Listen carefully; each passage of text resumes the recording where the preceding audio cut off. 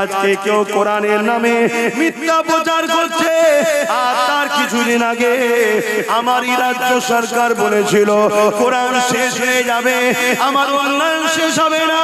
অর্থাৎ গত পরশুদিন যে মানবরূপী পশুটা কোরআনের বিরুদ্ধে বলেছে, সেই রকম মানবরূপী পশুর সঙ্গে আমার রাজ্য সরকারের কোনো পার্থক্য নাই।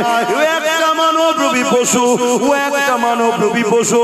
কেন আমার সংবিধান বলেছে কোরআনের বিরুদ্ধে কথা বলার অধিকার এদেরকে কেউ দেয়নি, কিন্তু এরা ক্ষমতা চড়ে যা কিছু করে বেড়াচ্ছে।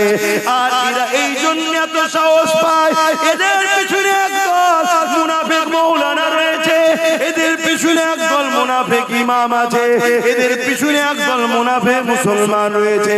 না আজকে বলো এত বড় বড় কোরআনের বিরুদ্ধে কথা হলো, ওই মুনাফিক আলেম উলামা মুনাফিক নেতা কোনো কই এখনো তো কেস করলো না।